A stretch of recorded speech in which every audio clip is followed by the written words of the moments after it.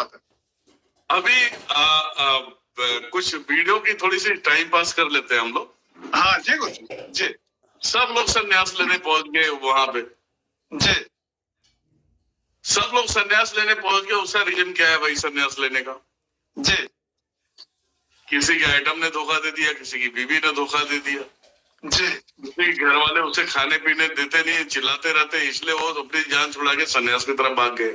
जी। अब एक बात बताओ, संन्यास लेने से तुम्हें खाना मिल जाएगा? नहीं गुरु जी, बिल्कुल नहीं। भीख तो मांगना ही पड़ेगा ना बेटा। हाँ बिल्कुल गुरु जी, बिल्कुल मांगना ही पड़ेगा। बिल्कुल मांगना पड़ेगा। तो तुम ऐसी हरकतें क्यों करते हो? तुम्हारी बीवी छोड़ के चली जाती है, गर्लफ्रेंड धोखा दे दी, तुम्हारे माँ बाप क्यों सुना रहे? वो भी तो किसी कारण से सुना रहे होंगे कि बेटा काम करो, अपने पैर पे खड़े हो जाओ। जी जी जी। और पत्नी तुम्हें तुम्हारी जिम्मेदारियों को याद दिला रही है, तुम उसकी जिम्मेदारी पूर्ति नहीं कर पा रहे हो, तो तुम्हें देख के वो वक्त रहते ही तुम्हें छोड़ देगी भाई। बिल्कुल बिल्कुल गुरु। गलत बोल रहा हूँ मैं? नहीं सही बात है गुरु जी। अब ऐसे में मतलब जो अपनी जिंदगी संवारना तो हर कोई चाहेगा भाई, चाहे औरत हो, चाहे लड़की हो, चाहे कोई भी अपने लाइफ को बर्बाद होते थोड़ी देखेगा। हाँ जी गुरु जी। जब हमारा तुम्हारे साथ में बन ही नहीं रहा है, कुछ हो ही नहीं सकता, आगे होगा क्या ये नहीं दिख रहा है, तो हम तो छोड़ ही देंगे तुम्हें। जी गुरु जी। तो ऐसे में तुम सोचते हो तुम ही सही हो भोसड़ी वाले, बाकी वो लोग खराब है। जी। अब सोचो, ये मेरे तरफ से तो गाली है खुला। अब ये बड़े बड़े महारथी जगत गुरु को अगर बुरा लगता है तो उन्हीं श्रेणी में ये भी आते हैं, ठीक है? उन्हीं श्रेणी में ये भी आते, कहीं कभी ना कभी तो संन्यास लेके उस स्थान पे बैठे हैं। जी गुरु जी, है ना? जी। यहाँ बात आ गई, ये इसके वजह से संन्यास ले रहे हैं जी। और ये भोसड़ी के जॉब करे, नौकरी करे। अरे मैं बोलता हूँ भैया मिट्टी उठाने का भी काम करेगा, 500 रुपए एक दिन का मिलेगा जी। अच्छे से खा सकते हो, अपने आप को पाल सकते हो जी। अब संन्यास ले लेने का मतलब है, अब ये लोग कहते हैं, अब ये कहाँ कौन से शास्त्र में लिखा है भगवान ही जाने। जब शिव कहते हैं कि अंतिम जो बोलते हैं ना, पिंडदान कर देना, ये कर देना, वो कर देना, और शिव की वाणी पे भाई ये लोग लिपापोती कर देते जी। शिव कहते हैं इस संसार में जो उत्पन्न हुआ है उसे मिटना भी आवश्यक है जी। मिटने के साथ साथ में जो शरीर जन्म लेता है, बड़ा होता है, बड़ा होने के बाद वो उसकी बचपन से लेके जवानी, जवानी से बुढ़ापे तक जाता है जी। लास्ट में जब वो शरीर काम नहीं करता तो उसमें से प्राण वापस आ जाती है, वो कहीं और शरीर में कहीं और जन्म लेती है। अब उस शरीर को जो छोटे से बड़ा हुआ, बड़े से बूढ़ा हुआ, उस शरीर को पूर्ण तरीके से पिंडदान जब उसे सूट होगा, जब उसकी अंतिम संस्कार होगा।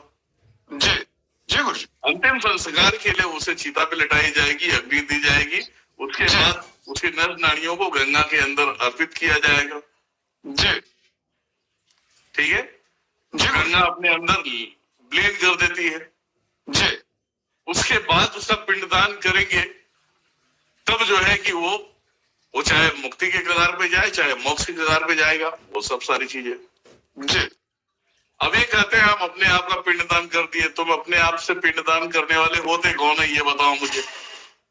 हाँ सही बात है गुरु, ठीक बात। होते कौन है? और तुम्हारे गुरु घंटालों ने तुम्हें क्या ज्ञान दे दिया, जरा बता देना मुझे। कैसे कर सकते हो? पॉसिबल कैसे है? जी। हाँ पॉसिबल कैसे है? किसी व्यक्ति ने सवाल किया जी। कि बाकी के लोग जो जाके आगे संन्यास ले लेते हैं, सन्यासी बन जाते हैं, उनके लिए तो आप बोलते नहीं हो। जी। तो महादेव की वाणी इस संसार में जो जन्म लेता है, सभी कार्यों से गुजर के ही वो अपने आप को सिद्ध करता है। जी गुरु जी। सभी कार्य मतलब मानव का जन्म मिलना, सभी चीजों में उसे घुसना होगा, घुस के अपनी परीक्षाएं देनी होगी। जी। अगर उनमें तुम सही और भली भांति तरीके से निकल गए तो तुम पास हो गए, तुम सिद्ध हो गए। जी। समझ गए? तो आपको सारे कर्म करने होंगे, शादी भी करने होंगे, तुम्हारे जो कर्म में आ रहे, तुम्हें किसी को पटा लिया, किसी के साथ में शादी कर लिया या कुकर्म करके छोड़ दिया, ये सारे कर्म करना होगा। तुम्हें जेल में भी जाना होगा, तुम्हें लाफा दिखाना होगा। जी।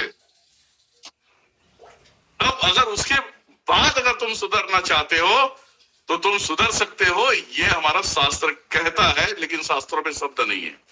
जी गुरुजी। ठीक है, इसी का उदाहरण हम दे रहे हैं, इसी का उदाहरण दे रहे हैं जी। वाल्मीकि अंगुली माल डाकू, पहले चोरी चमारी करने वाले इंसान, उनको कोई समझाए तो घंटा ना समझे, वो तो सिर्फ अपने मन की करे। जी। तो नारद को ज्ञान देना पड़ा।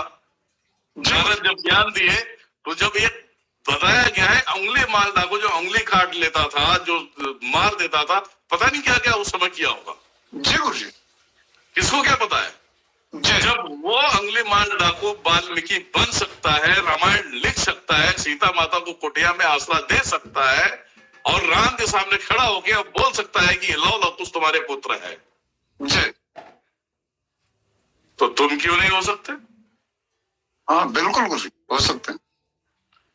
अब ये नागा साधु और गोरियों की कहानी अब ये सुन लो। जी। बहुत बड़े, इसी वीडियो का जवाब दे दें फिर हम समझेंगे इनसे। जब शिव कहते हैं मैं शक्ति के बगैर अधूरा हूं, मैं पूर्ण हो ही नहीं सकता। जी गुरुजी। शिव कहते हैं शक्ति है तो मैं हूं, जी। नहीं है तो मैं शून्य हूं। जी। तो महादेव कौन सी किताब में लिख दी भैया तुम्हें नागा ही होना पड़ेगा, जी। तुम्हें लड़ुआ ही होना पड़ेगा। जब महादेव ने उस जो संसार की प्रलोभनों में जो इंसान को परीक्षाएं देनी है वो तो पहले से दे रहे हैं। जी। इसीलिए उन्होंने कोई किन्नर समाज भी ना कहे कि उन्होंने वो धारण नहीं किया, उन्होंने अर्धनारीश्वर स्वरूप क्यों लिया? किन्नरों को पता होना चाहिए महादेव ने तुम्हें भी, तुम में कोई खामियां नहीं निकाली है उन्होंने। जी। खुद के अंदर भी तुम्हारे रूप को प्रकट किया उसने। जी। तो बताओ जब शिव शक्ति के बगैर अधूरा है तो तुम ऐसे क्या रड़ुए जैसे घूम के क्या उखाड़ लोगे? सही बात। शिव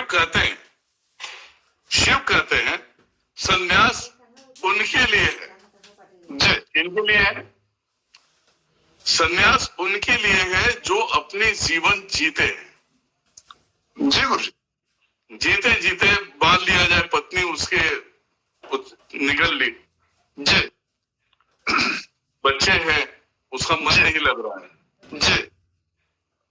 तो अपने बच्चों को पूरी तरह से सब कुछ जिम्मेदारियां दे के वो बोलता है बेटा मुझे संन्यास लेने जा रहा हूं, मुझे मेरी लाइफ जीने दो। जी। ठीक है, अब वो संन्यास लेता है तो वो सुटेबल होता है। क्यों सुटेबल होता है? संन्यास तो ले लिया, घर से विदाई लेके चले गया, लेकिन उसके पीछे उसका खून है। जब भी पूजा करेगा, जब भी हवन करेगा, ओम श्री पितृ देवताभ्यो नमः, क्योंकि जो पितृ को मान रहा है। जो बाप उसका संन्यास ले लिया है वो मर गया कि जिंदा है, उसके मुक्ति का कारण उसका लड़का बनेगा। जी। तुम्हारा कौन बनेगा बे? तुम्हारा कौन बनेगा? सही बात है गुरुजी। नहीं बताओ ना मुझे, तुम्हारा कौन बनेगा? तुम किस बेस पर संन्यास ले रहे हो? बिल्कुल गुरुजी, कोई भी नहीं बनेगा। ठीक बात है। महादेव कहते हैं जब पार्वती माता बोलती इतने सारे गुरुओं की उपाधि है, जी। कोई इस स्तर पे बैठा है, कोई उस स्तर पे बैठा है, कोई उस स्तर पे बैठा है, इनमें से श्रेष्ठ कौन है? जी। महादेव हंसते हुए बोलते हैं कि हे देवी, जो घर गृहस्थ में रहकर अपने आप को सिद्ध करता है, जी। वही श्रेष्ठ है, क्योंकि वह सभी के दुखों का कारण जानता है और उन कारण से वो भी अपने आप को बोलते हैं ना भावुक कर लेना, दुनियादारी कर लेना, ये उसकी आदत उसको समझ में आती है। जी। पहली बात तो वो जब जवान हुआ, भले हमारा जब कर रहा है, हमारा हो या आपका हो या नारायण का हो, किसी की भी जब कर ले, वो किसी का सहारा ले ले, जी। अपने माँ बाप की सेवा किया, शादी हुआ अपने पत्नी के साथ अपने बच्चों की सेवा किया, और उसके बाद उस टाइम निकाल के हमारे अंदर सेवा में लगा रहा, खुद को जागरूक करने के लिए। जी। तो ऐसे व्यक्तियों को मैं ज्यादा परेशान नहीं होने देता, सिद्ध कर देता हूं, और वही श्रेष्ठ होते हैं। जी गुरु। जो घर परिवार संभाल लिया, वो समाज के हर एक व्यक्तियों को संभाल सकता है, कि कौन से परेशानियों से तू चल रहा है, उस परेशानियों से मैं मुक्त करूंगा तुझे। जी और उसे में टिप्पणी करने के लिए अगर मेरे जैसा इंसान बोल दे कि महादेव ये सन्यासी होगा क्या होगा, तो महादेव का यही जवाब रहेगा, ये अकेला जिस तरीके से निकले अकेले यही भटकते रहेंगे, ये कभी मोक्ष और कभी स्वर्ग की लालच नहीं कर सकते, यह मिलेगा नहीं। जी गुरुजी। अब इसके लिए दिनेश्वर महाराज गलत हो गया कि भाई मैं टिप्पणी कर रहा हूँ, और टिप्पणी कर रहा हूँ तो तू प्रमाण दे भाई मुझे। जी प्रमाण होगा ना तुम्हारे पास? हाँ बिल्कुल गुरुजी, और सही बात है गुरुजी, जो बात आप कह रहे हैं ये बिल्कुल सत्य है और ये सही बात है गुरुजी। अगर वैसे भी देखेंगे तो ये इसके बात की महिमा बहुत कही गई है। भगवान श्री कृष्ण ने भी कहा है कि जो गृहस्थ जीवन में रहते हुए नाम सिमरन करता है या भक्ति मार्ग पे चलता है वो सबसे बड़ा धर्म है। तो ये बात तो भगवान कृष्ण ने भी की है और महादेव ने भी की है और उसी तरीके से चले भी है, वो उन्होंने प्रैक्टिकली में बताया चल।